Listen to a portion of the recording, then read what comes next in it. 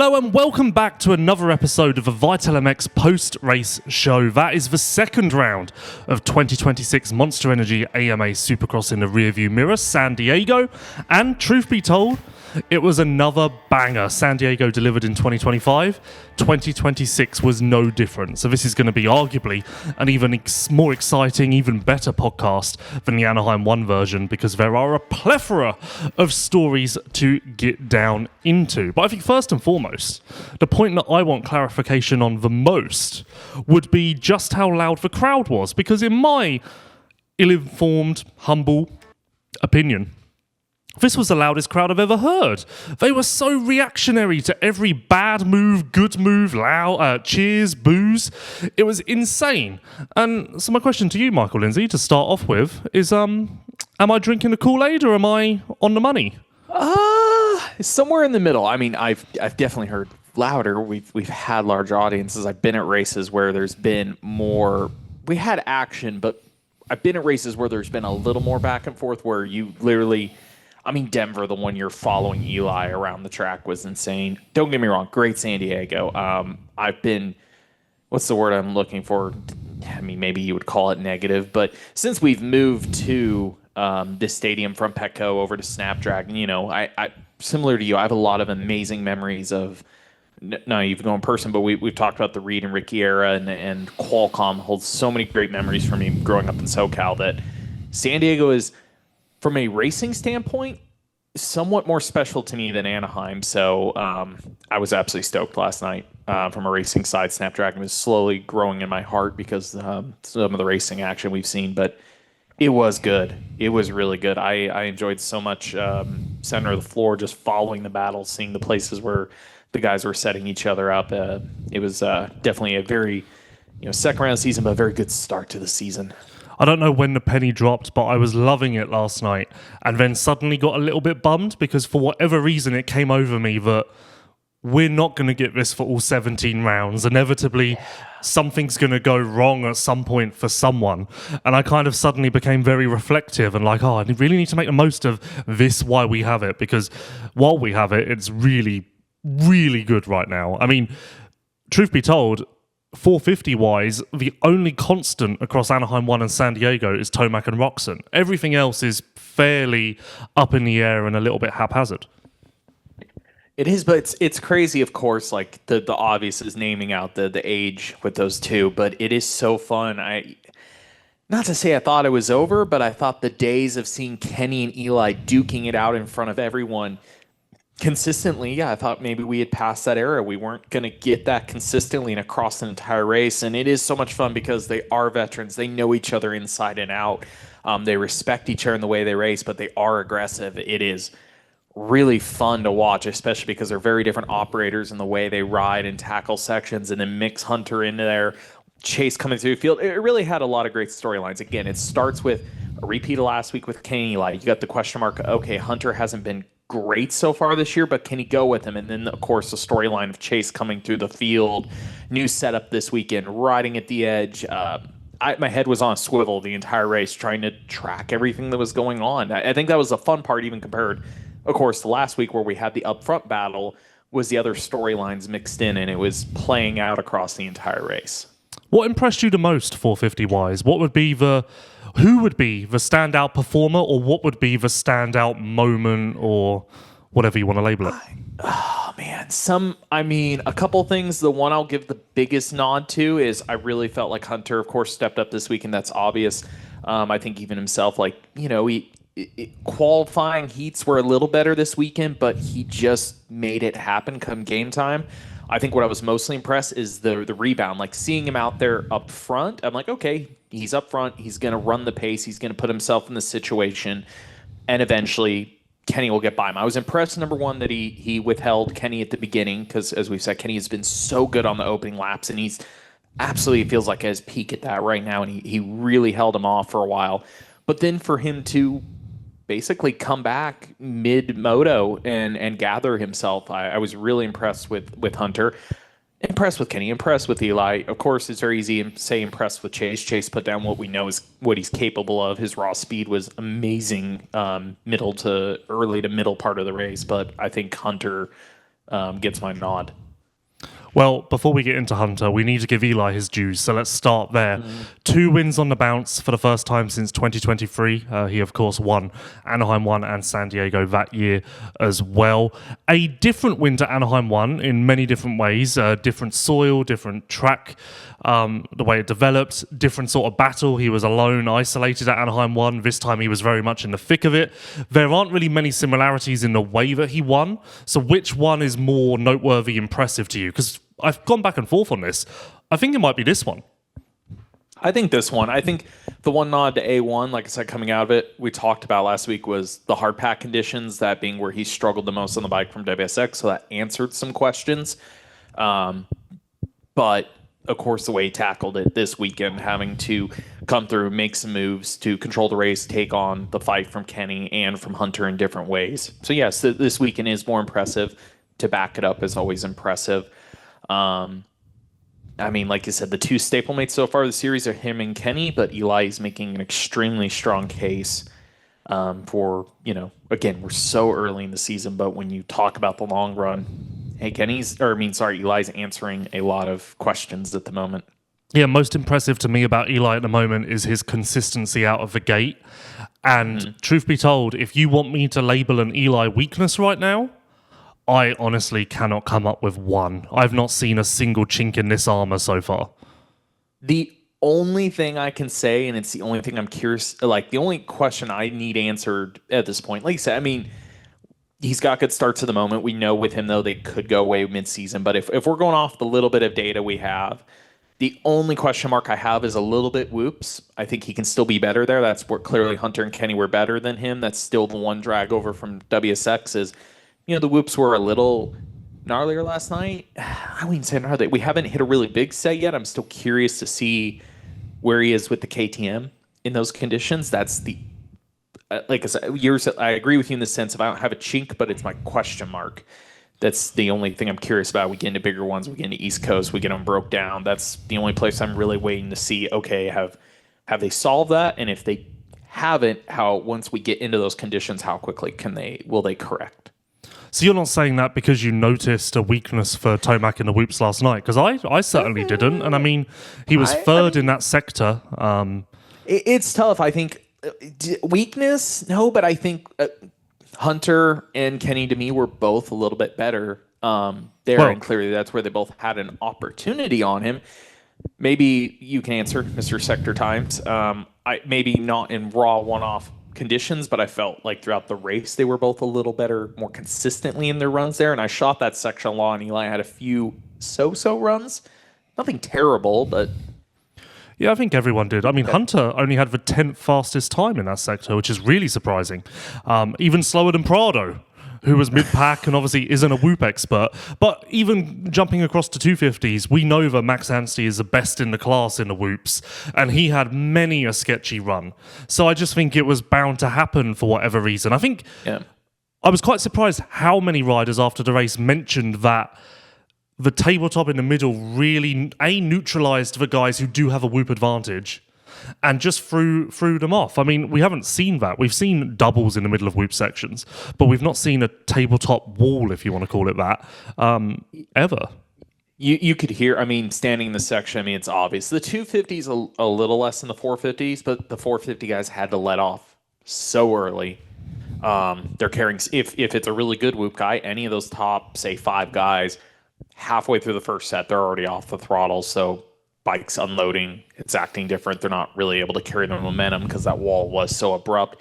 And I watched, typical Eli, he could really charge into the wall, but if you blow through in the face of the wall, and as I mentioned, the track, even though it wasn't really, it was a little rutted, but not deep rutted, it's so tacky. If you come off the last whoop and hit the wall too hard, and let's say you load and the bike grabs one way, it was interesting to see lap to lap off that thing, how many guys would get yanked the wrong way. Honestly, never ended up too terrible, but we saw it in the final qualifying session when Levi got yanked off and landed on the tough block on it. The amount of times you'd see guys basically not trying to scrub bar would turn, they were trying to bring it back over that table. So that would catch them out a little bit. And then the set afterwards was kind of weird. It looked like it went uphill and then downhill. And everybody was kind of trying to figure out whether they could wheel tap or the 450s could jump the whole thing, because most of the guys said you really couldn't get a skim out. You would just kind of bounce through them and couldn't really get a good rhythm. So everybody seemed to be trying to figure out how to jump out. And then last thing is the jump line onto the on-off never really came to play into the race, which didn't shock me because even watching Webb and Nichols and the guys that got in time qualifying, they couldn't do it 2 laps in a row very often. It was so hard to get the timing. It seemed like something you would do for a fast lap, but not something that would happen in the race. It felt like it took too much effort to get into the correct rhythm to make it work in the race. Yeah, and equally on top of that, I feel like the risk far outweighed the reward. If you did mess it up and didn't quite get on top, there was no way to style it out and, save yourself. You were losing a chunk of time. But I certainly saw Jacob doing it in the main, without doubt. I never saw Webb do it, but Webb had the fastest whoop sector. And I've got to presume that's Webb doing the on-off and not just skimming faster than anyone else. I have to think. Unless he was just jumping and doing the tabletop normally and, that way. But I don't think... I'd have to rewatch the race. I haven't done that yet. The few times I saw him come through, I didn't see it, but what maybe he did. What you were saying, the sketchy part, because a great example of it is I watched Nichols and Savacci both doing in qualifying is if you didn't get the drive onto the table correct, when you would case the off, you would basically enter the second set not only over the bars, but with no momentum. Like you said, the risk, I mean, if you could do it right, yes, it's worth, again, sector times, was it worth like 2 or 3 tenths or something or half a second? But if you blew it, you could easily lose more than a second if you butchered it. I don't really know what it was worth because in the second 450 session, the fastest guys in the whoops were Webb, Jacob and Prado, who were all the ones stepping on and off. But then I spoke to a few teams and riders that said on the Dartfish, you lose so much time coming into the whoops that yes, you gain it all back when you step on, step off, but you only pull neutral with the rider that just skimmed through because you lose so much setting up that it isn't really worth anything in the end. But the sector times go against that, so I really don't know. But I am surprised it didn't materialise in the main, purely because more often than not we do have jumper whoops in the main event, and for the most part everyone just kept on skimming these ones, which is nice to see, a nice change. Well, I think the tough part, not to say Supercross whoops are easy, but that first set wasn't that deep. It wasn't that big. They weren't that spread. So I wasn't surprised it didn't go to full jumpers. And I think it was so tacky coming in. I think even as the night went on, everybody was able to get a ton of drive coming in. Like I'm watching Hayden take typically the lowest rut in the corner before it, so the least amount of running, and would just stand up through and just grab a handful and climb on top. Like he wouldn't even sit through the corner. There's so much traction on the exit going into the whoops. Yeah, and that's actually another point. San Diego is normally very, very, very slick. Snapdragon certainly has been for the last couple of years. And for whatever reason, this was East Coast-esque. Tomac even said that after the race, that he was very happy with how the bike performed, considering it was more of an East Coast track. Which, great weather in Southern California all week. So I guess that was down to the amount of water that went into it from the track crew. Gotta be the perfect amount of moisture. It was funny though, is because I think it was so tacky. I mean, I had a few riders did tell me like once you found the traction go away, it would very much catch you off guard and it felt slick. But I mean, even by the mains, I was same as you. This round in the past has been pretty hard packed the last couple of years. I was expecting by main event time for it to go away, and it was absolutely excellent prep. Congrats to Eli on 2 wins in a row, and therefore congrats to our partners at DeCal Works, because they, of course, are the graphics supplier to Red Bull KTM Factory Racing, and therefore they too are undefeated in 450 SX, which speaks to their quality. Of course, Hunter was, of course, second. And going back to the question I posed off the top, I believe he is my number one rider from San Diego, my most impressive, not because of what he did in the first half of the main event. That's so-so to me. Yeah. I just, not in a million years, did I expect him to pull himself back into the fight at the end. I never would have seen that coming. And I know Eli said that he didn't know he was there and it caught him off guard. And I've got to think it's because subconsciously, he also didn't expect Hunter to reinsert himself. Yeah, I think Eli, not break Kenny, but I think he had control of the Kenny situation in his head. So yes, like a lot of us, he did not expect Hunter to rebound like that. And as I said, I totally agree with you. What Hunter did at the beginning is expected, even though Hunter's pace hadn't been there all day. Again, he's a game time kind of guy. You put him with a great start in the first race, he's going to make it happen for a while. But for him to rebound later in the moto and basically reinsert himself, pick up pace, find better lines, make the bike work the best it looked like it worked all day, Hunter just kind of pulled something I feel like we more see with Jet. Hunter, changed a few things about how he was riding the bike, his lines, a few things, and made the second half work better for him. Like I said, usually something we really praise Jet for. It was very impressive and definitely gives you a lot of. Again, it's a one sampling, but Hunter typically, the little sample size we have with the 450, usually these early West rounds, particularly one, is not some of his strongest situations, so it is a very good look for him. Yeah, although equally he did tell me on press day that he's known as the second round SMX guy, so he was hoping to channel that energy here. So maybe it's the second round. Start of the season may be difficult, but a second round is okay. I guess Anaheim 2 will give us a verdict on that. I don't know if this changes my opinion on Hunter. Maybe I need to see it again to really understand what it means.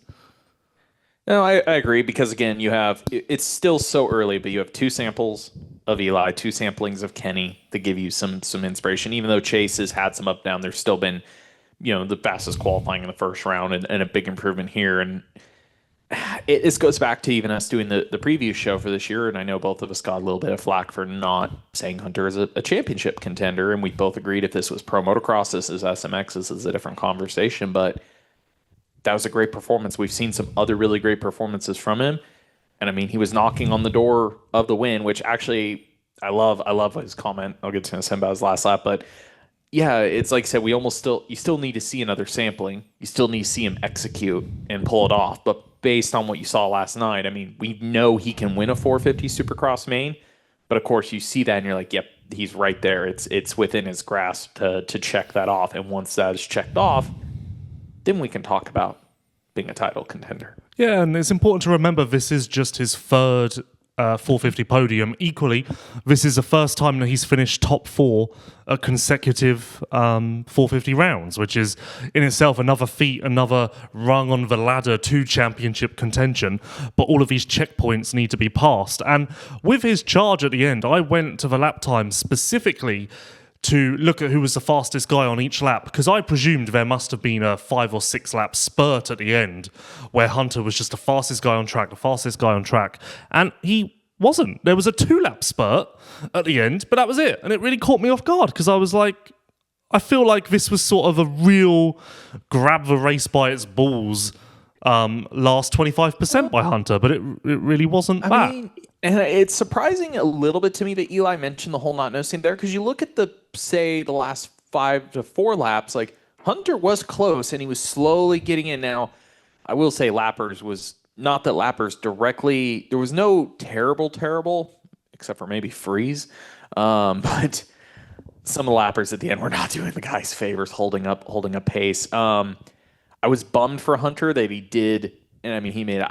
when they came over the tunnel, I know he had a bit of a run, but I was like, I'm watching that section, pointing the camera down there, waiting for it, because I'm like, oh my God, if he makes the move here, it's going to be dirty. That corner he's not close enough, and he tried to rush it, and of course it messed up his pace right after that, and in my head, I'm like, he has to regret making the move there, and that's one thing he mentioned post-races. He wishes he would have been a little more patient and waited to see if he could stay close, either the next rhythm that left, or like a lot of guys were doing the switchback before the tunnel was a really great passing spot. He did say in the presser he thinks he could have made the move work on Eli, but he said it would have looked like Chase and Mitchell from qualifying. It would have been bad. Yeah, it was just too early. Even if you consider that the corner wasn't ideal, it was just too early in the lap. It was maybe a sign of that, a bit of excitement, a bit of inexperience. Yeah. It was too early. Everyone, I think, could have seen that. Even Stevie Wonder himself. Yeah, I get it, though, from his case. It's the potential first 450 win. The window opened a little bit, and he got excited, and it is what it is. Yeah, and great to see Yoshimura on the podium as well, of course. Their first 450 podium of the year. And even more curious, for Honda HRC, this is their first podium in 450 Supercross since A2 last year. So... Oh, wow. Yeah. Obviously, they had a lot outdoors in SMX, but they were starved for this a little bit. So nice to see Honda, Yoshimura, the whole crew up on the box. It's worth mentioning that once again, our sponsors on this show completely just decimated the 450 podium. I think all of our sponsors were up there in some form or the other. Well, Yamaha was the 250 side, let's say general podiums. But anyway, moving on, I don't know if there's much to say about Roczen, to be honest. I was trying to write something about Roczen on a plane, and I just don't know if I have an opinion. I don't know if there's a key moment. I don't know. I listened to his post-race quotes. I'm not sure if there's a specific quote to be pulled. Like, it was like a 99% race almost. It was right there. It just wasn't, ultimately. It's not like I'm judging him harshly. It's not like I'm praising him. I'm very indifferent to the way that Ken Roczen's race went. Kind of same. I mean, it started out so fantastic. Just the fact that he lost. It's a dual thing. Of course, we were impressed that Hunter remounted that charge a little bit, but I was a little surprised that Kenny lost that toe towards the end, because at one point it was really close between him and Hunter. They had a great battle, but then just those last couple laps kind of fell off. Again, interesting, this is post-race quote, because he feels like he's close. He just says, the classic, he's like, I feel like I'm just missing that 2 or 3%. It is interesting because, again, preseason, talking about Kenny in the sense of the title, I think we both agree, like, it has to come early. So even though he hasn't won across these opening 2 rounds, he is doing the right things in a sense of being in this right off the bat. I'm just, kind of curious, just like, okay, let's see how this keeps playing out with him, because I don't know how to feel about the opening 2 rounds. Is it 2 missed opportunities, or is it good that is it good that he's right here, or could, in a couple rounds, if this keeps happening, are we going to start looking at it as like, we've missed some opportunities here at the beginning of the season to make this happen? Well, although Kenny is known as a fast starter, this is the first time he's started the season with 2 podiums in a row since 2019. So he's ahead of the curve, his personal curve, you could argue, and I think that means it's good. I think it's as simple as that, quite simply. This is going to be a statement towards the next couple we're talking about. It is interesting. Okay, whether we're talking about Eli, we're talking about Ken, we're talking about Hunter, all 3 of these guys have had, compared to their career averages, extremely great start to the season. Then we will get to like a Chase, and particularly Webb, especially in Webb's case, where now he's had back-to-back results basically matching his worst of last season. It's going to be very interesting, because I didn't expect. I expected more parity across the opening 2 rounds, let's say, with the podium positions. Yes, we had a little bit with Hunter, but again, there's just more consistent staying power at the front with Eli and Kenny, and more of a mixed opinion with how Coop and Chase's season has begun. And I'm very curious, anything can happen. We're so early, but I am curious, as we get down the road, what are we going to, when we look back at these opening 2, depending on what happens the next 2 rounds, say, 2, 3, 4 opening rounds, how much are those going to bloom over the entire season as we get into it? Well, let's get into it. This could be an hour-long Chase Sexton podcast, because holy smokes. You would love that, wouldn't you? Holy smokes, is there a lot to say about his week and weekend. There really are endless topics, so let's try and rattle through them in chronological order. Big test day on Wednesday. New forks, new triple clamps, new linkage, etc., etc., etc. Basically, an all-new bike. It's great to see.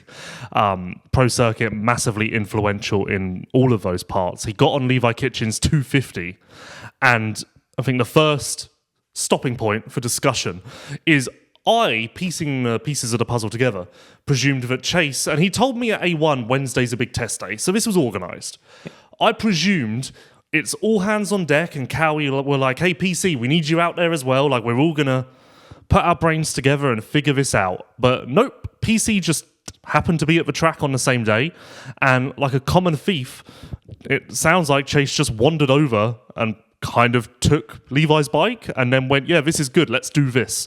Which really surprised me, because as I said, I presumed the former. And it wasn't that at all. It really sounds like, I don't want to use the word lucky, but it really sounds like they found this magical solution, which did seem to work come race time, through a random occurrence.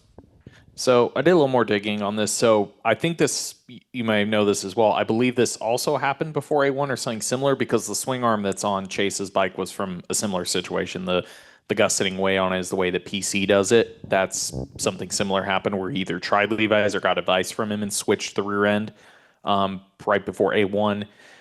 Going into the test day, ended up jumping on Levi's bike, did a handful of laps. They swapped bikes. He said he liked it. What I was told is they literally yanked the entire front end off of Levi's bike, yanked the entire front off Chase's bike, put Chase's front end on Levi's bike so it could go back to Pro Circuit. It could be rolled into a box fan, threw it on Chase's. It was quite a bit stiffer than what they had been running. And what I'd heard is the baseline of where Chase started at Cowie wasn't that far off of this piece, kind of the direction P season in terms of stiffness. But as they have spent time testing, I've heard they've actually Cowie ended up softer on Chase's setup. So this setup with Levi's 250 stuff is stiffer than anything they had run on the 450 so far. So I didn't get to ask him this, but it's kind of interesting because a comment I got from somebody was they probably would have ended up here eventually, but it's like a shortcut because they were so far the other direction. By the time they looped back, maybe realized it, and they would have jumped to how big of a change this is. It could have been a couple weeks of testing, but it was just like an instant shortcut to, oh, this works. What's interesting, of course, too, is with him being 10 pounds even heavier than Levi's, I also heard from PC guys, is it actually helped them with Levi because they realized maybe they were a tick too stiff on Levi's stuff, that it worked that well on Chase's bike and it worked that well on a 450. So they actually ended up softening up Levi's setting a little bit because of this. So he ended up with Pro Circuit clamps, a full Pro Circuit Showa A-kick fork instead of their work Showa fork, the full linkage, and then the shock is half and half. They still reuse the top shock portion, the work shock, but they had to use PC's shaft and clevis because the lengths are way different. The clevis is needed to operate on that linkage, and then overall it's a longer setup. So I think Chase had told you the rear end is taller now, but the front is also a lot stiffer and a lot more rigid and precise to support all that. I think maybe the most surprising, noteworthy comment from my interview with Chase is he kind of alluded to the fact that Pro Circuit do all of their R&D, they've got a lot more freedom. It was kind of a throwaway comment, but was actually quite revealing in a sense. I don't know. I feel like you can take a lot from that. I still think it comes down to the red tape when you get to a full factory team, even though Cowie has internal machine shop. They make their own linkages. They make this, they make that. Just slower moving. Certain things, certain windows have to be operated, where Mitch is still similar to Star, like a privately owned team that can buy and put whatever the heck they want on the bike. And of course, in PC's cases, they are an aftermarket engine and suspension shop. So for them, there's not a lot of limiting factors. Again, the swing arm that's on Chase's bike is something that Mitch's crew came up with in terms of modification. Like in linkage clamps, I've seen PC modify and gusset their own frames over the year, completely different than the factory 450 team. On one hand, Mitch's team is a 250 team where a lot of guys on the team get kind of stuck running a base bike, but they develop it together and they'll do whatever the heck they want. So it is interesting because somebody else in that group told me, there hasn't been a lot of collaboration between the 250 and 450 effort.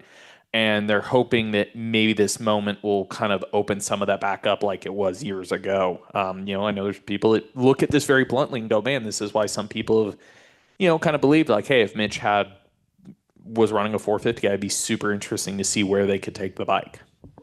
Yeah, and I think it also opens up a can of worms in the sense of you look at KTM, you look at Honda, across the two classes, it is very much one team.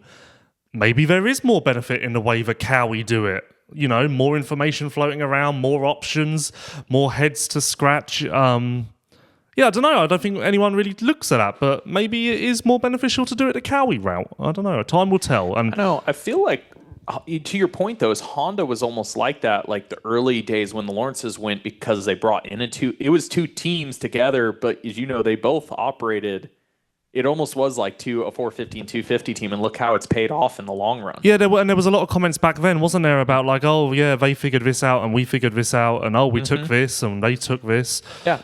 So I don't know. Interesting. It'd be a curious one to kind of pose to some of these team managers now and ask. Yeah, generally ask their opinion on. I mean, they're all going to tell you their structure is the best, aren't they? I was going to say one last point.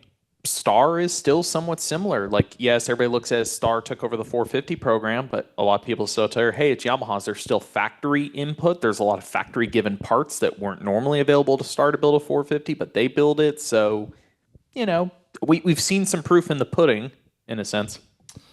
So going in chronological order, next up, the Mitchell Harrison incident. And all I have to say about this is, A, what the hell? But secondly, I was on the same flight as Harrison, and I went up to him and I went, so did Chase apologise? And he went, what for? And I went, the practice thing. And he was like, no, it was my fault. It was my fault.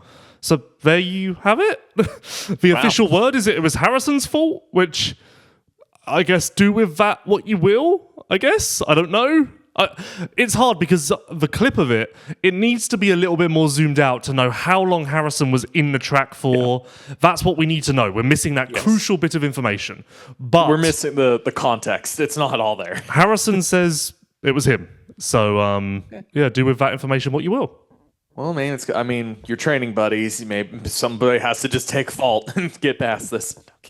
But I felt bad for him because that's the other... a decent amount of people know this, but they are riding together. They're at Chambers facility, which PRMX operates out of as a team, and that's where Chase is testing. So yeah, that would have made an awkward situation if we got into the Spider-Man finger pointing thing. If somebody wasn't just like, "Yep, my bad."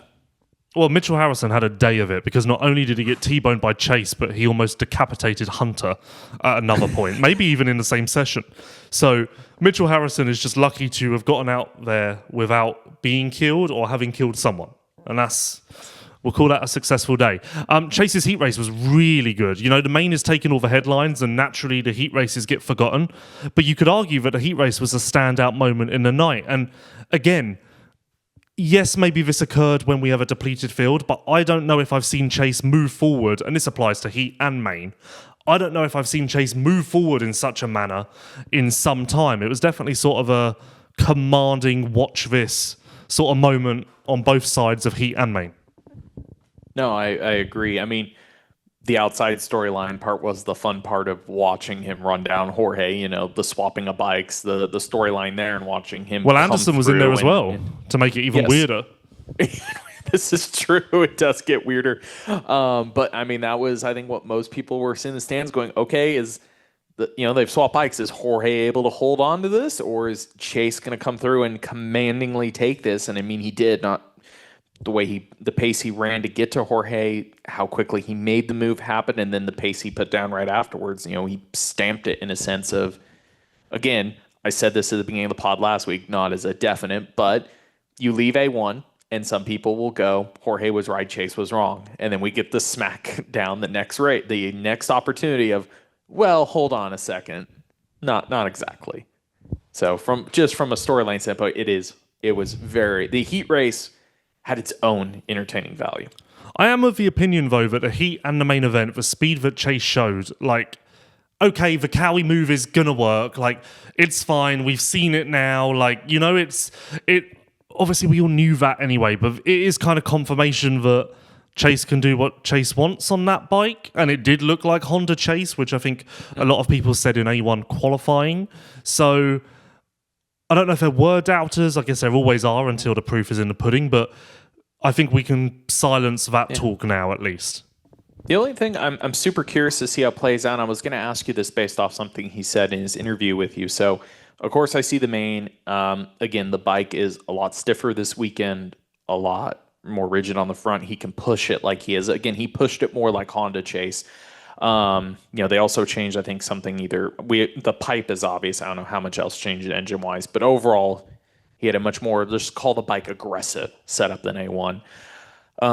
Matched his Honda pace, amazing pace through the pack till, like I said, not really tired, not that he's not fit, but just like, hey, he hasn't, he pushed till he got in a situation where he got out of rhythm and couldn't. And then you could see him push, when I say push the bike, actually push the front end, lose a little bit of steering, which reminds me of the Honda years. Like the bike is very aggressive and has to be ridden aggressively the whole time. He made a comment in your interview where he said, yeah, when I got to that point, lost rhythm, did he say he hadn't been riding as much motos lately? Which alarmed me. Because he said preseason, he was saying, I've only been riding motos. But this is that kind of not revealing, okay, maybe the last month we were on the struggle bus and we weren't riding motos again.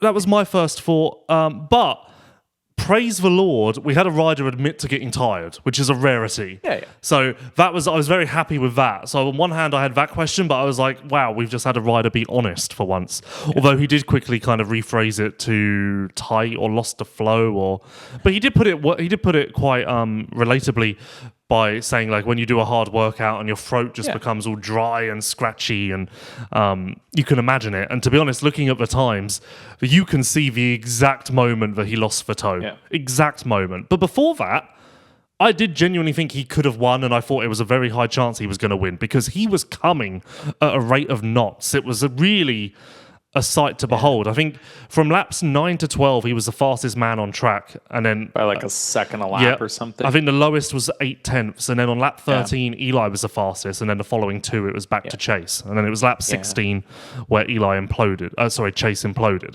But and again, that's proof of concept with Chase on a Cowie. We're now back to sort of where we always are with Chase, where it's there, it can work. We just need to clean up the silly mistakes and all of that stuff and find some stability, and it will work. Which I don't know if that's an improvement on where we were with KTM, but it's at least on the track.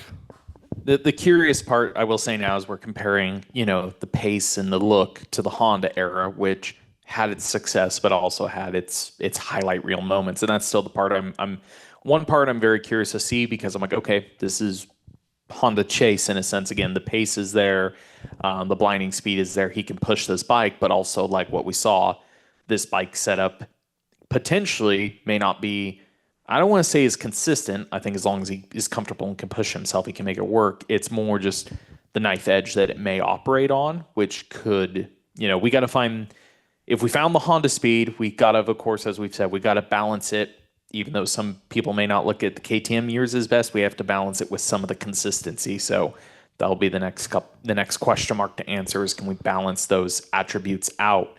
And then the last thing I'll say is what you said is, like, I love that he admitted the out of rhythm thing. Again, we all know Chase is in shape. He's blind. He's leaner this year, though. Visibly leaner this year. I liked his conversation. It makes sense about him just being the type of body type that he bulks easy. But what I was going to say is it makes perfect sense if we go back to, again, maybe he wasn't being 100% honest. He said he had a really good offseason doing motos, but let's say the last 3 weeks before A1, we've chased the bike a little bit and we've just gone out of the rhythm of doing a moto. It makes sense that, hey, it's not that he's he's not in full 20-minute pace. It's just, hey, if you've done 3 weeks where you haven't been putting down the motos, that is going to be a little bit of a readjustment the next week or two, but he'll snap right back. If he's in a position now where he's ready to go back to doing those motos, he'll snap right back. It's going to be nothing. Yeah, well, I just look at it more simply as, in a way, this was Anaheim 1 jitters, because Anaheim 1 wasn't a real race for Chase. He was all over the place. It was messy as hell. So this was his first main event, if you want to call it that, of the season, where he's pushing the whole time. And I guess, understandably, there would be cobwebs there. I think it's as simple as that. Let me ask you this. So my comment about combining the attributes. So for somebody that's sitting here going, great, Chase has the pace, we have Honda Chase. What's going to be different, again, than the highlight moments that come with it? So from your perspective, what is going to make this different? How is he going to balance it out? What does he have in his corner that's going to let him balance it out at this point? Well, obviously all of this is just conjecture and speculation, because who knows if it's going to work. I swear, in all of the conversations I've had with him this year, which are only 2 weeks in, so who really knows, he is a lot more balanced and not as emotional and just, I don't know if you want to use the word content, trusting the process, I don't know, but he is a lot more level-headed this year. There isn't these wild... Some of the conversations I had with him last year, we went from the highest of highs to the lowest of lows in like 2 sentences. Yeah, going from everything's good to I might as well hang myself, where's the news? Yeah, well, that did happen last night as well, but not as aggressive. It wasn't as aggressive as the hanging the noose comments as I've heard before. So yeah, I do like that side. I think that's positive. But then again, time will tell, and you don't really know what the attitude was like pre-Wednesday test, or what the attitude was like on Wednesday morning when maybe they didn't arrive at a magical PC setup and he was searching. You don't know. We do need to talk about the Webb move. Obviously, the biggest move is the Max Hayden situation, which we will get to. Comparatively, you look at the photos, the angle of Chase compared to the angle of Hayden makes this completely different. Honestly, I think this comes down to two things. I think it was a racing incident where Chase was coming through so fast that it very much was a I'm going fast, get out of my way sort of move to me, one of those. And that, I obviously wasn't down on the track and I didn't walk it afterwards, but that berm must have had a really horrible ledge in the outside of it on the exit, because in the heat race, Voland got caught on it, Max got caught on it at some point. So I think Webb getting pushed into that was what ultimately put him down. The way that everyone would get caught, it was like if they got off balance exiting that berm, they would fall into the ledge too much and it would throw their balance off completely. So I think that was kind of one of the factors in there. But yeah, it was a takeout. Two factors I look at. I look at it slightly differently. Well, the reason ledge is that's a heavy rear steer corner. No matter if you're a front steer guy or not, everybody was powering that corner. So from the center of the berm out, the rear tires are almost sliding over the top, so it rolls off the top. So same thing, even one of the moves between, what's my other sequence I shot? Because I shot those sequences in that corner for us. One of the Kenny Eli moments, almost had the repeat when Eli did it to Kenny, got up. No, is it reverse? I have to look at my own post. When they got up on there, yes, you could see how the front one to push over the top really easily. It's interesting because, of course, you look at your Hayden Max moment as it's rear tire contact to front tire contact that ultimately ends Max's situation, where in this case, Chase did kind of run Coop out of room in the sense of how that corner ends. So yes, like you said, two very different styles. On one hand, yes, I agree with you moving through the pack, but also in one of them, I'm like, Hayden had, what would you call it, the more the bike ahead situation when he got Max, but he did kind of the rear tire slide that's maybe to some people a little dirty or a little commanding with the way he ended it, where Chase and Coop were a little more side by side, and Chase just did the classic ran him out of room where he had no option. Well, equally, I don't know if that corner had many options. I think it did funnel into that one line. So I think that was part of it. I don't know. Ultimately, obviously, Chase committed to the pass, and maybe it wasn't there without it being aggressive. But I don't know. Once Chase was in it, I don't think he could have cut out to let Coop go. It seemed like a very funnily corner. I watched a lot of them all night where it all depends on, throttle position by. You can cut down. I mean, guys did it. There's actually a really good sequence of Mosey and Hayden I shot where Hayden has the line to kill shot him, take him high, and he's square. And as he's doing it, he starts leaning in, squares out of it harder, and they still do connect on the exit, but doesn't commit to following the top. But again, if you just watch them all night, the way they'd come off that whoop, it's again an aggressive rear steer corner, and they did funnel. Yes, no matter where you start that corner, you're ultimately funneling to that outside. It's going to happen unless you're consciously trying to cut down, which again, I get Chase's motion. He had so much more pace than Coop. That whole thought process is coming off the table single before those rollers of, I'm just going to jump to the inside and pin it. I'm going to beat him to the exit and command it. And of course, I think, they end up being a little closer than maybe he's planning or hoping at that time. Yeah, and it just ends up running out of Chase, or it just ends up running Coop out of room. Either Chase thought he was going to get there an inch further than he was, or he thought that Coop was going to see him in his peripheral and back out. And ultimately, neither of those things happened, which I think, again, is the definition of a racing incident. And then I think the only part I was going to say to something Chase said to you, and I think it's why it's not dirty, but I also understand it because, like I said, the way the corner shape, I get why peripheral too. As your rear steering, you're not going to see him till the last second. Chase did say, if Coop had done it to me, I'd be pretty mad too, because I think it's just one of those spur of the moment. It totally is a racing move, but if you're on the receiving end, you're the kind of guy that's like, this guy just ran me out. I got nothing. I had no... Yeah, one of those things where you never see it coming and you kind of get up and you're like, what the fuck was that kind of thing?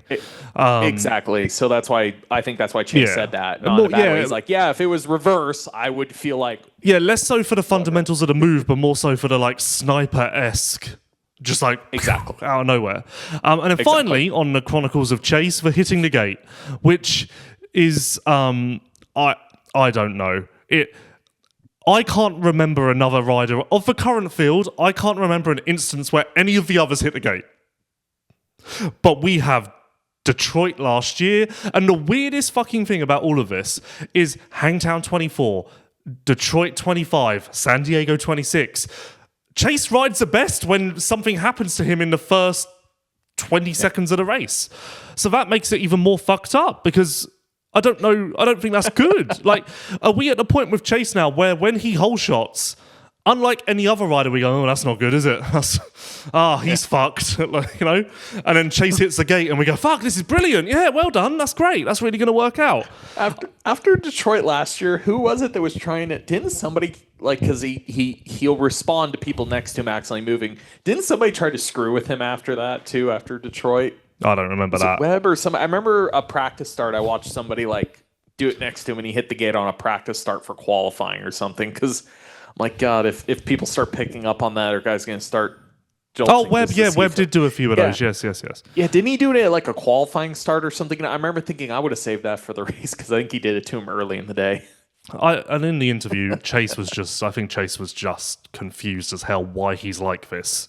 It was literally like that The Office clip where it's like, why are you the way that you are? It's literally that. And that could sum up Chase's entire San Diego from the bike setup to the hitting the gate to the fast laps and everything in between. But ultimately, I think my most impressive riders from San Diego in order would be Hunter, Chase, Eli. Yeah. And actually, I'll make this quick. Scared Lewis.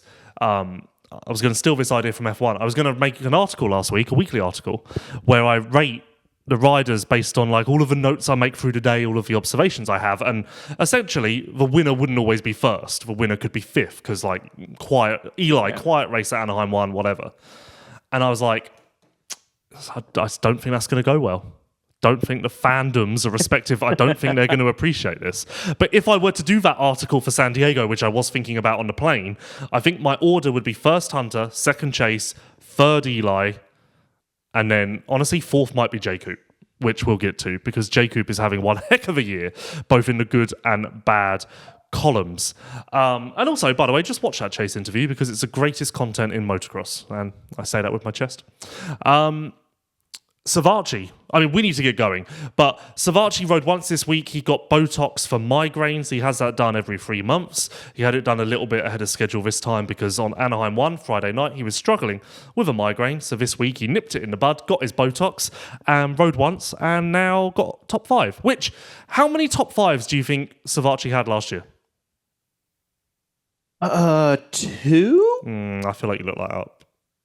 Huh? I feel like you looked that up. No, I'm sitting here. I feel like you knew this or you heard this somewhere. Or No, you do this a lot. Just, I ask you a question and then you're like, "Oh, this," and it's like you. No one believes that's a guess. Halfway decent at guessing. Was it 2? Yes, but my point was, I think if you quizzed most people, no one remembers him being in the top 5 last year. It was at the end as well when the field was depleted, so this means more for sure. And I think looking positively, if a field is this strong and he's top 5, once we do have injuries, if he can stay in it, I think we said this pre-season, I genuinely believe we can have a Joey podium. I really do. And I think he will be the breakout rider of the season. And on to Justin Cooper. I was going to say one quick comment because I saw him at the post-race scrum. He did mention that, he really, again, I think underselling his top 5. He really put it down to start because he said it was potentially one of the messiest races he said he's ever performed. I think he gave himself a 5 out of 10 for actual race execution. So, I mean, when he is stating that and he's not down, but really being like, I didn't put it together once we got past the first couple laps, gives you a lot of motivation, again, to that comment of, hey, if he gets the start and rides with him what he knows, yes, I would say a podium is very possible because he didn't rate his actual riding very highly. I'm almost certain that in that scrum that you just admitted you listened to, he said he got 2 top 5s last year. Almost certain. Because I listened to that on the plane, and that's what made me look at it. So stay tuned while we fact check whether or not there's a discrepancy here. But anyway, Justin Cooper, very similar to Anaheim 1, came from 17th on lap 1 to top 6, which is great. But did I see Justin Cooper on track at any point? No, I did not. And unfortunately, if I didn't, I'd imagine a lot of team managers didn't as well. And I don't know. Like, is this good? So it's a contract year for Justin Cooper, and there are some wind chimes out there that say he's going to be out of Star. Like that's out there a little bit. If you're Justin Cooper and you sit down with a team right now and you go, came from outside the top 15 to top 6, 2 races in a row, are you like, that's awesome, this is great? Or are you like, yeah, that's kind of just you? No, that's just kind of you. Again, we've been, and I say this in the best way, I can go back to us doing this pod for a couple of years now of us singing like this guy has potential. No, that we can't be doing this anymore. We can't be these invisible rides through the field that nobody notices. He needs to be starting up there consistently. He needs to be racing those guys consistent. We can't have this. So no, yeah, if you came to the team as like this is a bargaining chip point, I would be like, no, sorry. There were 2 laps in the main event where he was like the smallest amount off of being the fastest rider on track. Mm-hmm. So it's there. It's there. It's just not there. Like the puzzle pieces are there. They're just in no way connected in the slightest. They're facing the wrong way. I don't understand. Am I drunk, or has Justin Cooper always been a great starter? Where have the starts gone? That's what I was about to say. Because even I felt like the early part of his 450 career, we were looking at these moments where he would start and again hold it for whether it was 5 laps, 10 laps, and we kept saying if he can just hang on to this a bit longer, we're going to see these results. And now we've pivoted to J. Coop that is potentially riding better than he was at that time in terms of speed, but he's having to ride through the pack to make it happen. Yeah, honestly, I was quite down on Justin Cooper pre-season. I think I'm turning into a Justin Cooper stan now because this deserves credit. This at least deserves me to notice him on track once in 24 laps. I think that's a bare minimum. But anyway, AP was sick. He had some sort of chest coldy flu thing all week, so I think a 7th. All involved were very happy with that. And as they should be. Although another quiet start for AP, although he was the fastest rider on track on lap 20. Which is weird, because if you're under the weather and you're struggling, why are you the fastest rider on track late in the race? But welcome to Supercross. Anything can happen. Do we need to talk about Webb, or did we cover it with the chase thing? I mean, it's not good. Is he spending too much time focusing on the vlog? Maybe this. No, that's a joke. You want to open up that can of worms? That was a joke. That was a joke. Please don't shoot me. But you do have to say he's been screwed this year. Screwed by the restart. Screwed by chase. However, on the opposite end, I will say, without the chase incident, I still think this was worse than Anaheim 1 because he was just invisible and not really in it at any point. Whereas Anaheim 1, before the restart, a heat race, he was feisty, he was on it. He felt a little bit subdued on the whole in San Diego. And in the same vein, we've really got to start talking about this defending the championship curse that Coop has going on. Because this is bizarre. He wasn't outside of the top 6 more than once last year, and now we're 2 for 2 in 2026. I'm trying to take a quick peek. Is this the worst opening 2 rounds he's had defense years? I know his 24 opening season was really rough, the opening 2 rounds, but that was in a defense year. Yeah, when did he win? 25, so this year, and then 22 was 2-7, so better. 20 was 3-12, so better. And then, yeah.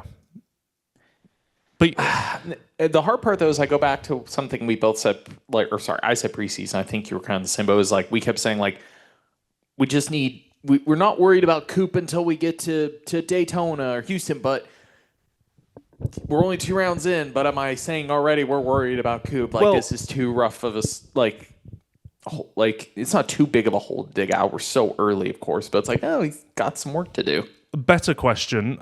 We're 2 rounds in and Chase is 18 down and Coop is 21 down. Neither of those are good numbers or good statistics. Are you at all concerned about either of them? Does it change your championship perspective with either of them? Or are you of the opinion that it's early, who cares, we'll see what happens? It's kind of early, who cares? still fits with the narrative we discussed preseason. I said, with Chase, hey, even if it doesn't start great, we know he's the kind of guy that once things click, he's the only, although Eli's on 2-row, in my mind, Chase, I feel like, is typically the only one in this group that could reel off 4 or 5 in a row when everything goes great. So he can bring down that gap. I said preseason, I'm not super worried about Webb as long as he stays roughly near the conversation, which that's saying he's kind of off the conversation till we get to Daytona. And for Kenny or Eli to be in the conversation, they have to be there at the beginning. So, but I also said they need to carry it. So it's sort of the worst case, it fits some of the narratives we talked about preseason. Look, at the end of the day, you don't want to start the season when you have the caliber of rider Tomac is, the caliber of rider Canes. You don't want to start this far behind them, but it's also super doable. It's super manageable. It's only 2 rounds in of 17.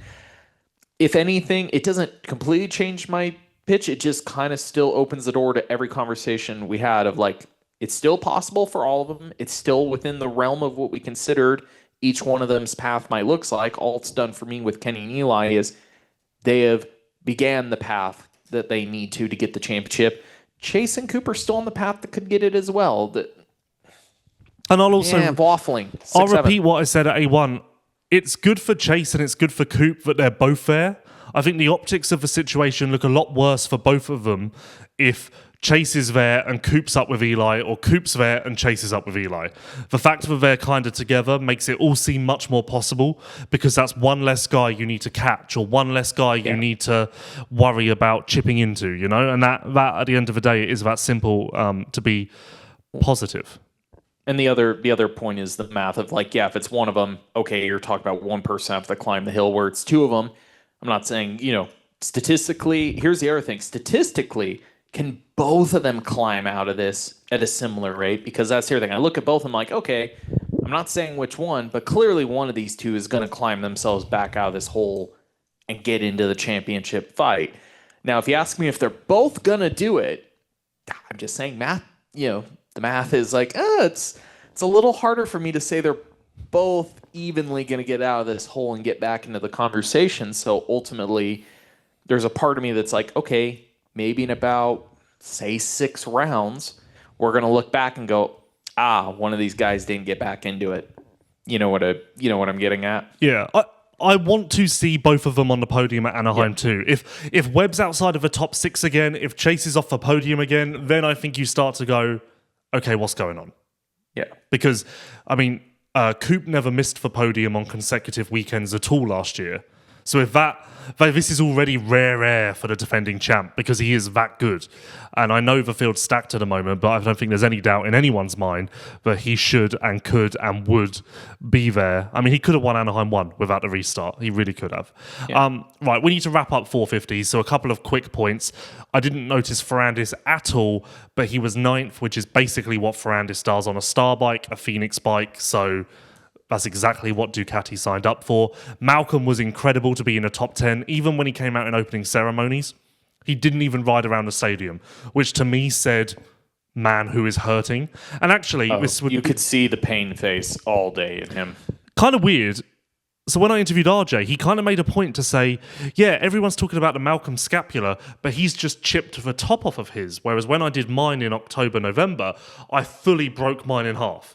He was he was pointing out that his was a lot worse and he's still recovering, and Malcolm's wasn't to that degree, which I think all we'd heard is Malcolm had broke his scapula, so I did just presume it was fully gone, But obviously it's just a chip, I guess. I don't know. But also weird for 2 teammates to have the same injury this early point in 26. That's how our sport is. It's 2 more people will break or chip their scapulas this year. We're a trendy sport. Once one guy gets an injury, they all just pile the same direction. And then RJ said that he got the new WP fork and shock this week, although he wasn't really certain if he did.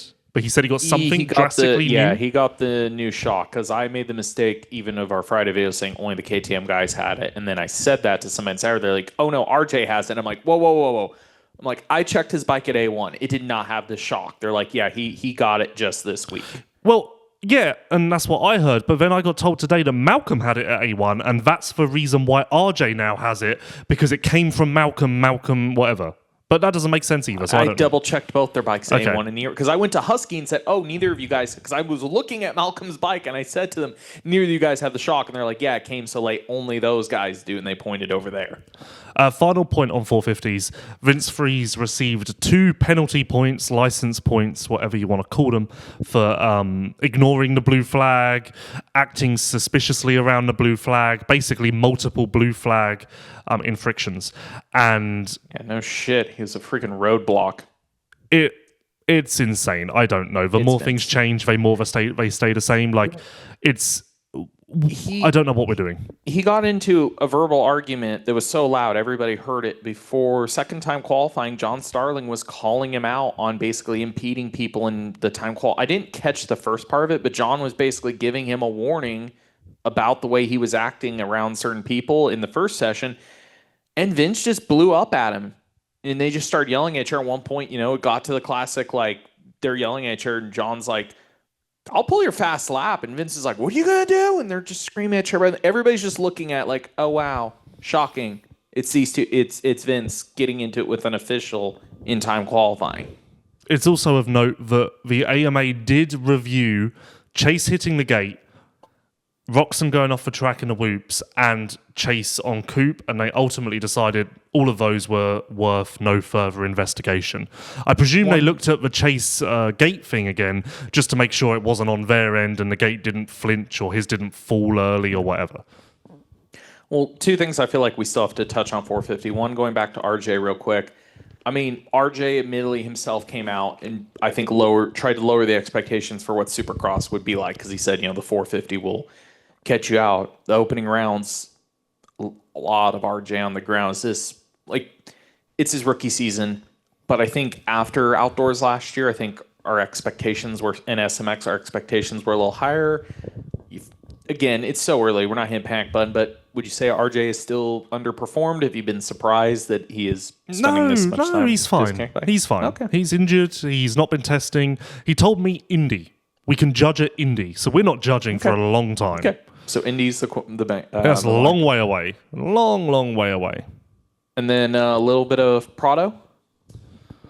Well, I didn't. I was going to do this, and I was trying to save time. So here we go. Why do you save time? When it's good, it's good. We're an hour and 1 minute in, and we've not even gotten to Deegan and Max, which arguably also, similar to Chase, could be the entire show. What else are we going to talk about in 250s? That's true. Prado was phenomenal in practice. Second fastest qualifier, second overall. That's whatever you want to phrase it as. That, to me, was arguably more impressive than anything he did at A1 and really backed it up. The heat, again, incredible. Yes, he was powerless against Chase, but honestly, is anyone expecting him to hold Chase off or race Chase? No, that's far too early for that. So all of that was amazing. Main event, he got a bad start, and as was the case in MXGP, he just isn't the best at coming through the field, being in traffic, whatever else, and that's the lot. So Prado will be start dependent. Yes, the funny little fact is that he finished 1 position worse than he did in San Diego last year. A lot of people have jab with that. But it's going to be start dependent. This in no way. I saw a tweet from a fan or whatever that said George is back. No, it's not. Nothing is over. It's not catastrophic. This isn't what happened. This will be Prado. Sometimes maybe good, sometimes maybe shit. Sometimes maybe good. And not shit, but not shit. Sometimes maybe good, sometimes maybe not acceptable. And that's the tough one we talked about last week. The expectation was set so high after A1. And I said this on it, by the way, it was kind of the perfect case scenario. The great start, hard pack conditions, not heavy whoops, rear steering everywhere, just really fell in his corner. And I don't want that to then, yes, have people jump ship the next weekend. Like, you're going to see these moments from him. There's going to be moments where he's going to be about where we predicted, 12th to 8th or 6th place. And there's going to be weekends where it's going to be better. It's going to happen. If he doesn't get a good start, he's in traffic. It's Supercross. It's different. There's still a curve here. Yes. And as we transition to 250s, also, now here we go on Prado. Last year, I interviewed Prado, and I said, well, yeah, obviously, we know from MXGP you're not good at coming through the pack. And he was like, what? Last year I was great. What do you mean? And I was like, whoa, whoa, whoa. And then in my interview last night, he's like, well, 2024 is the only year I've been good at doing that. And I immediately had NARM flashbacks to like, come on, you're killing me. Prado is literally killing me. Someone needs to tell him. I heard your conversation about that Prado was ruining you or no, something. No, that's something like else. Prado is killing me. It just well, can we talk about what the other one was? No, it's I need him to put out an Instagram statement about me, I think, is where we're at. Anyway, moving on to 250s. And what better way to start 250s than congratulating our partners at Yamaha Motor USA, who have won every heat race and main event in the 250 division thus far. That speaks to the quality of the YZ250F. And not only that, it stood for test of time. Because how long has that Yamaha been the dominant bike in that class? Longer than most can remember at this point. And normally that goes in ebbs and flows, you know? It's this manufacturer, it's that manufacturer. No, it is Yamaha without doubt in the 250 class, and that is going to make up a lot of this conversation because buckle up as we head into Yamaha Corner. So let's start with this. The AMA also looked at the Deegan Max move and decided no further action, whatever else. Let's go in chronological order again. A source close to the Star Racing Anstie camp told me that this week there was a team meeting in which they were told, don't screw with each other, you don't race each other until later in the season, we're early, there's other riders that can win this championship, play nice. Fast forward to Saturday, that didn't quite eventuate. So it would seem that those sort of discussions are pointless. Deegan was the fastest rider in the 250 class, without doubt. There's not even a conversation. He was so much better than Max, and that's clear. Fair? Yes. Yes. And I think Max has said exactly that. He was planning to let Hayden go and take second because he had realised that Hayden, honestly, I know when he had a Supercross last year, Hayden was amazing in Denver and Salt Lake and maybe the round before that.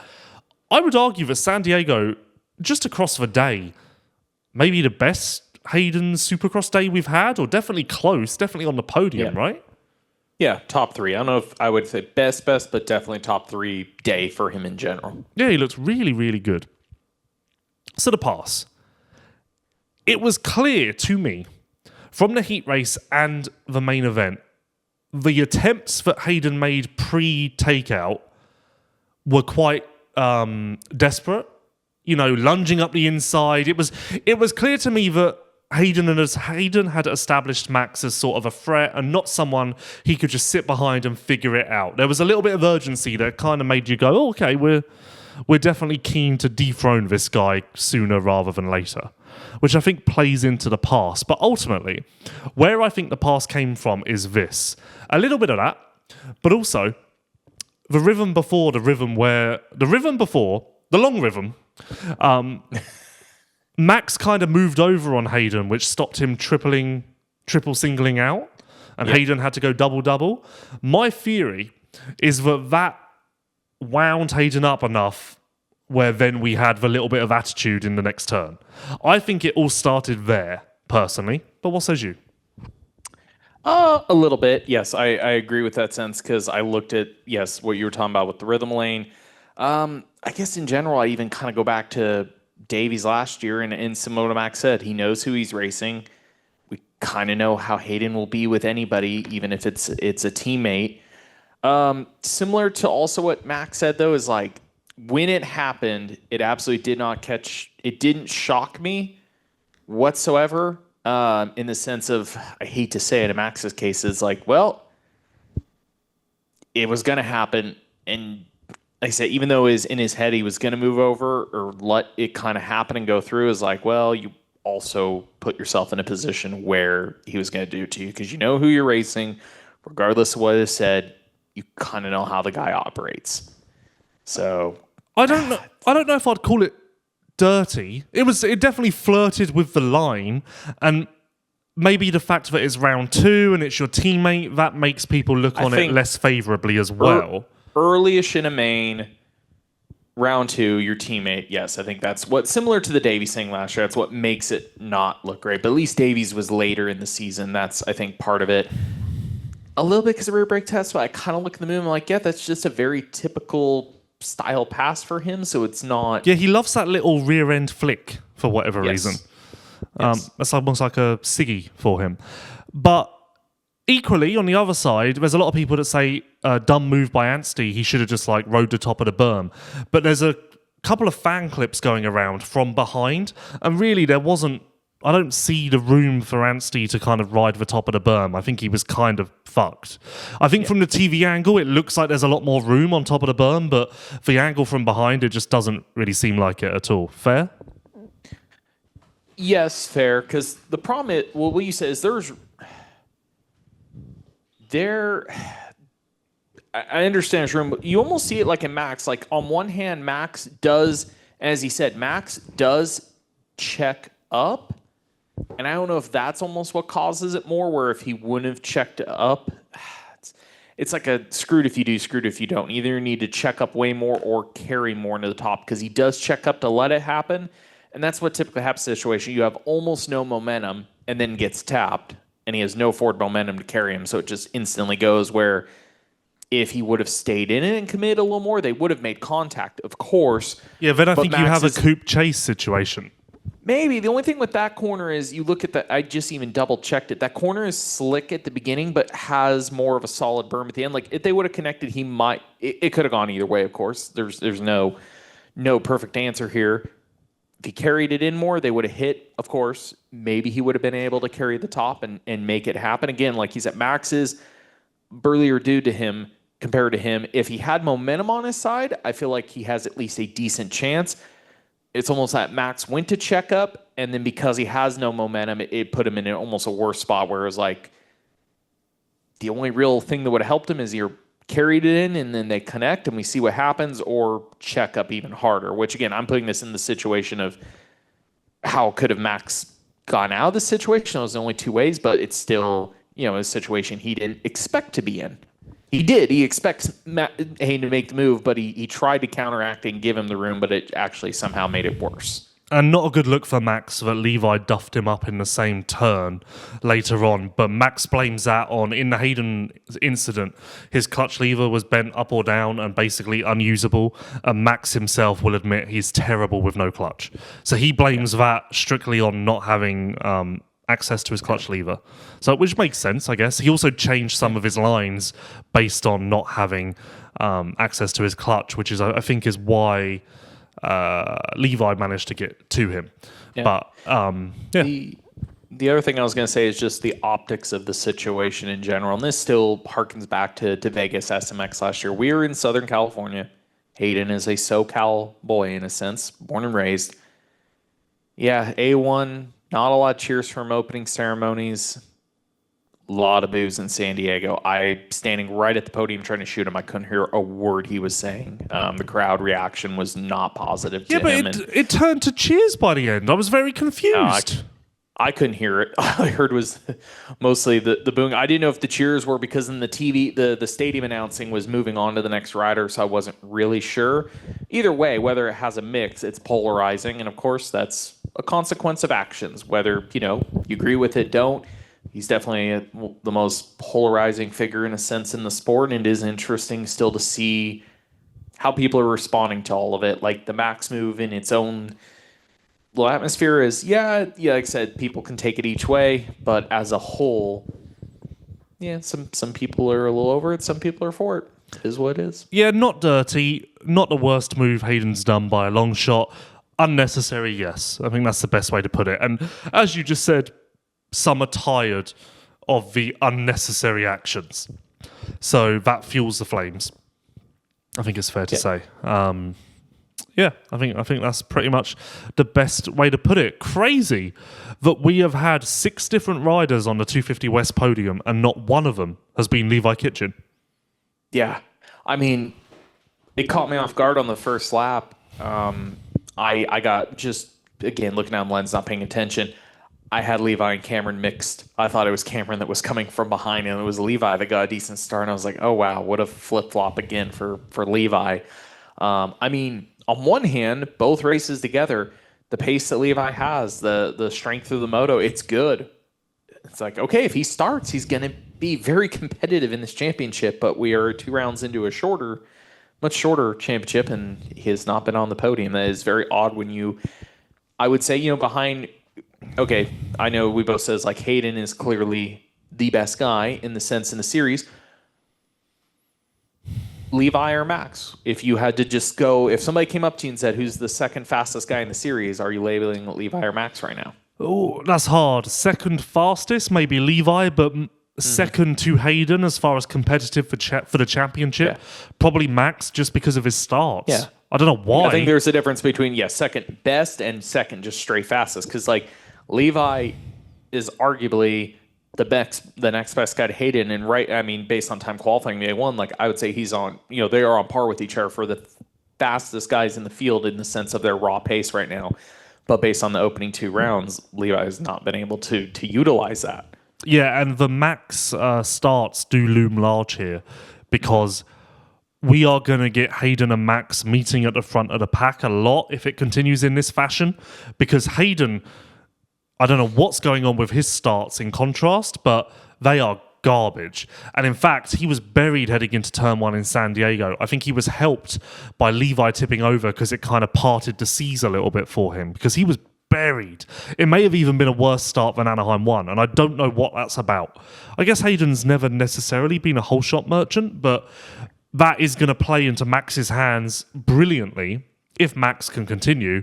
But also, on the nights where Hayden is faster, it means he's going to have to go through Max, which may lead to more shenanigans. I mean, at least Max will be ready for it the next time, I guess, which should help. I just rewatched the start. Hayden packs the front end all the way down the straightaway, and it slaps down, disconnects the whole shot device, and then the front end literally springs back up into his face. Start before that was okay. But yeah, that's what ended up causing this one. I'm just curious to see, of course, what happened. Especially, we're having this Hayden, a little bit of Max drama, and we're still all waiting to kind of. I feel like I'm still waiting to see what Levi versus Hayden looks like based on where we left off in SMX last year. But we haven't gotten to see it because he hasn't started there. I want to see what happens when they start there. Like, is it all going to be fine? Is it going to immediately, is one little bump going to set these two off? I really thought by now I would get to see something that would give me a telltale sign of how these two are going to race each other this year, and we have not gotten to see them race each other yet. If you want a safe bet in 250s, I would argue that Max to win Houston would be it, because Triple Crown starts are going to be very important. Less time for Hayden to come through and catch. By that point in the season, we normally have bigger whoops. I feel like that is Max's arena, very much so. So that could be an interesting one. I was going to say one other little comment on Hayden. Not that he's ever been a complainer about the bike, but usually on any given night where he doesn't win, he always talks about still like just tweaking and playing with stuff. I don't know if this is a consequence of coming off the 450 and just realizing 250s handle better. He has been gushing about the bike this year, where I'd say usually every other race he talks about them having to grind and fix something and the team coming together, but he has just been like, the bike's amazing, bike's amazing, bike's amazing. Again, don't know if that's a consequence of doing an off-season on the 450 and getting back on and being like, yeah, this actually isn't that bad. Maybe the fat Yamaha 450 contract helps the public speaking. I don't know. Maybe that rings in his mind every time there's a little issue, and he's like, life could be worse. Congratulations to Cameron McAdoo and Michael Moseman, because both on the podium, both had very similar paths, both very much in a rebuilding phase. And yeah, great to see two great stories, two guys that I think everyone likes. And yeah, just great to see. I don't know if there's much more to say about the pair other than that, is there? No, not really. I hate to say it. It's a pretty clear-cut storyline. Great night for McAdoo. Great night for Moseman. If anything, the next storyline on the page is Hymus upshifting twice in the air so he didn't die in an endo that just keeps popping up on my feed.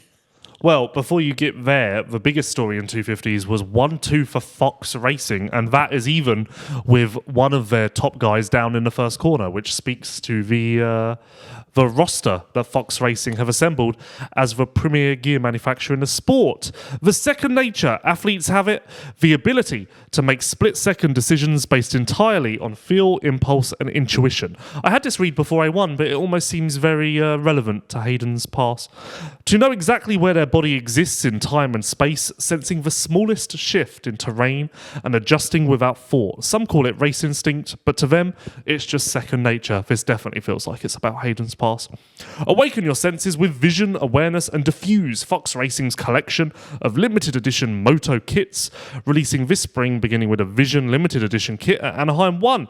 Visit foxracing.com to learn more. Thank you to Fox Racing, of course, for their support, and I have to say, Fox Racing, on the whole, did a very good job with their roster this weekend. I felt like from Kenny to Deegs to the PC guys, they all looked brilliant. So, golf PC cups, black and purple, black and gray for Hayden, amazing. Kenny's all black kit. in comparison, the Star Boys in the luminous yellow and purple 4 gear, I don't really know what happened.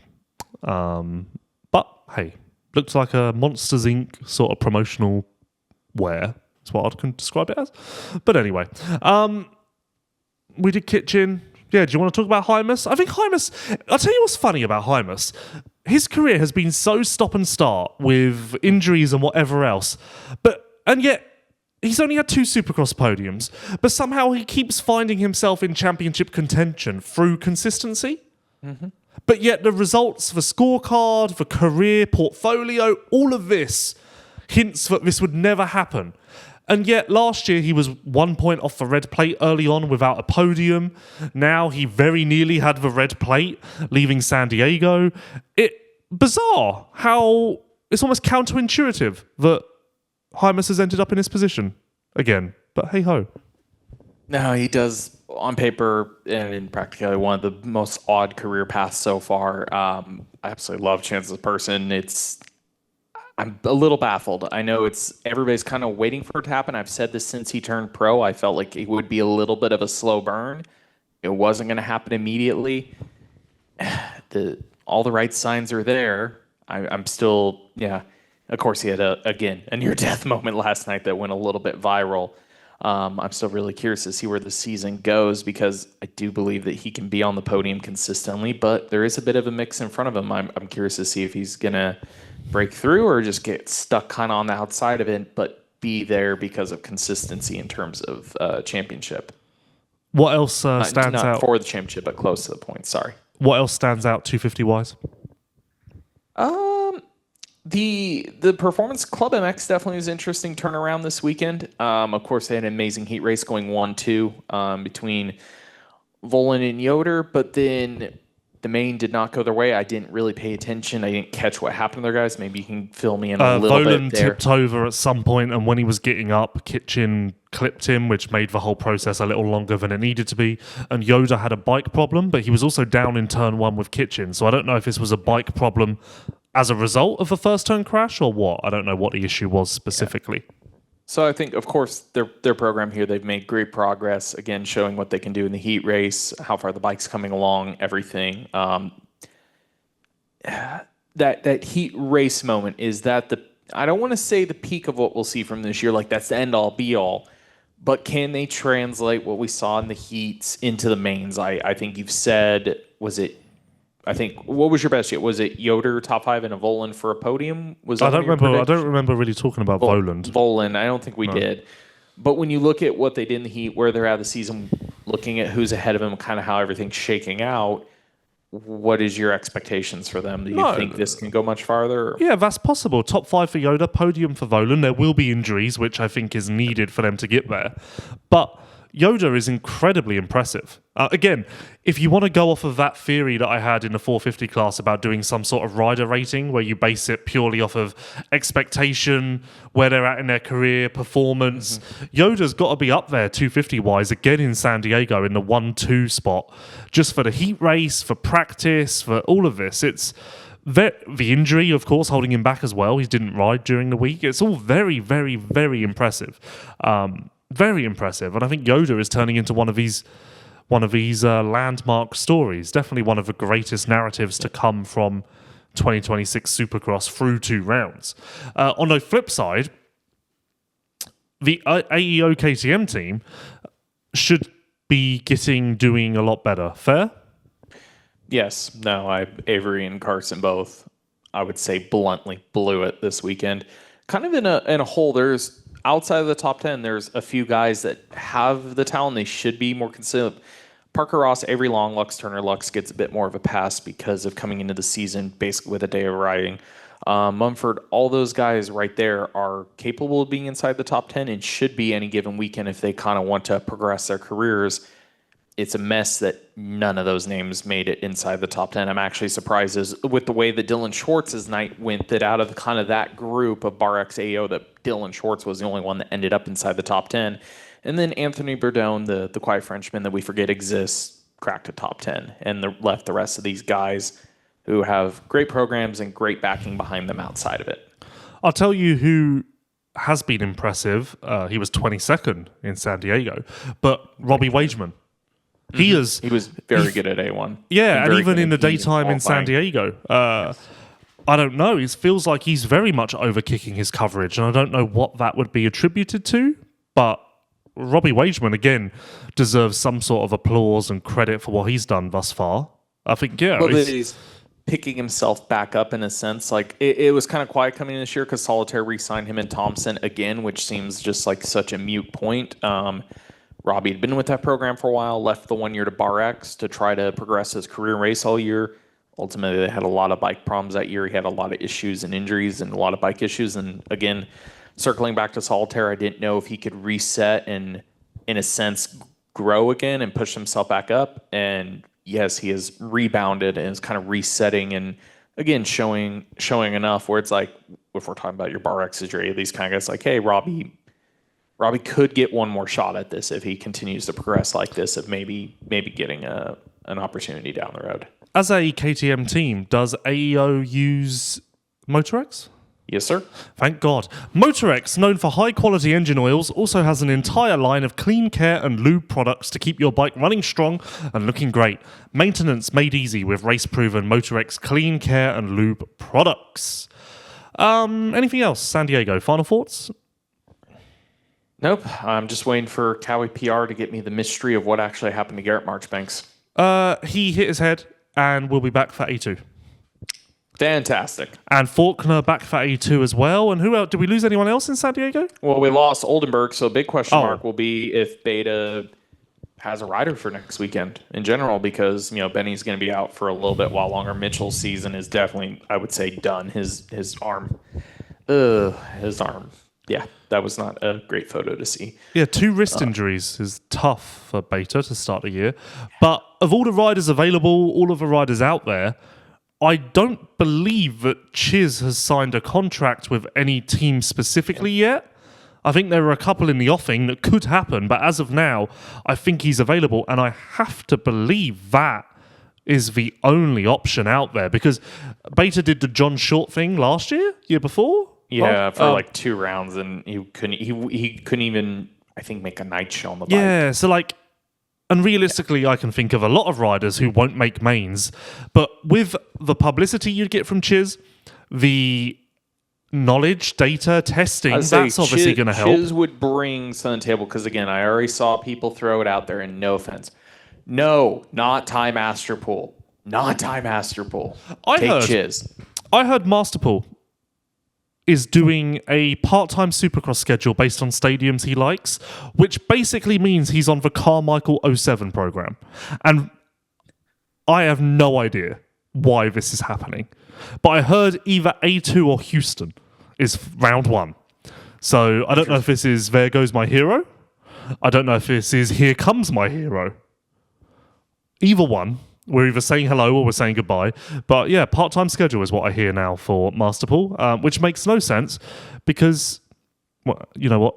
Whatever makes sense with Masterpool. His program, it's a mess. He had one suspension guy helping with him, called him, said, no, sorry, I'm actually going to switch to this guy because they're It's tied into this team that's going to transport my stuff. Tested for a week. Couldn't figure it out. Went back and begged the first person to help him now. So I don't freaking know. Well, is that why he hasn't been racing? Because he's not got suspension? I don't know. The whole... or is it the Carmichael thing? I like to think it's the Carmichael thing. That made me... I had a lot of laughs and internal giggles at that over the weekend. I really found that enjoyable. Are you ready to do this podcast with Chase at some point this year? Absolutely. Okay, because obviously Job Swap is on, so... oh, yeah, I forgot. That. I really hope that goes through. God, I can't wait to watch. I want to do it because I genuinely think it'll be massive, and I think it can be really funny. I want to hear his... especially, he would have to host the podcast. That would be the entertainment factor for me. Well, I think I'd get him to do the MXGP pod because he watches MXGP, so I think that would be quite... I think he'd be very good at that. He has to do your whole job for the week. He has to do this. No, it's a day. It's a day. It's a day? Yeah. Oh, that's not as fun. Well, he's a rider. He can't... I don't know. I think it would be really good, but who knows? I would have to obviously put myself in the firing line with the 2 30-minute moto part, which is obviously... That's pretty much the only thing that's a hold-up. 2 30-minute motos is not... I'm not saying... I haven't ridden in 10 years. You rode a pit bike recently. You'll be fine. I haven't ridden in 10 years, and I don't even know what the outdoor track is like at Chambers, so I probably would go and survey it first. Just maybe ask for a few modifications. Like, hey, let's knock that down a little bit. Yep.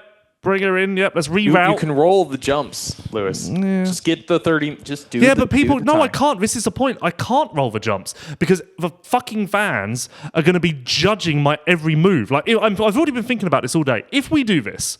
Which, honestly, there is no reason why it can't happen. Chase has a stock Cowie at the facility, etc., etc., etc. There's no reason why this can't happen, because it's ultimately on me. All Chase has to do is interview me, which I'm not being funny. His part is very non-committal. Yeah. I want to do the training thing. I think that'd be really fun, and I'd find that really interesting. But, I don't know. I just need to figure out if I want to put myself out there like that. And I don't know, because people are mean. Start training in secret. Yeah, I thought this today as well, but how? I haven't got a van. I haven't got a bike. I don't even know if there's tracks near. Well, I could go to Chambers, I guess, and ride this stock Cowie for 6 months. Riding. Yeah. I've only ridden a 450 once in my life. Although I think that might actually be good for me in this situation. Never ridden a Cowie. Raced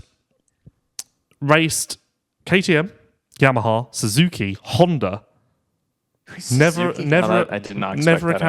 Kawasaki. The one manufacturer I stayed away from, and here we fucking go. Anyway, I don't know. That's irrelevant. Who cares? Thank you for watching and listening to the Vital MX post-race show. Thank you for your support. Thank you for the support from our various sponsors as well. Please support them, as that helps them give back to the moto community and continue to do all of the great things that they respectively do. We will be back in 1 week's time to discuss Anaheim 2, and if Anaheim 1 and San Diego are anything to go by, it is going to be absolutely amazing once again. But in the meantime, a couple of written columns coming to Vital MX this week. I believe another MXGP podcast on Wednesday or Thursday to keep you topped up podcast-wise.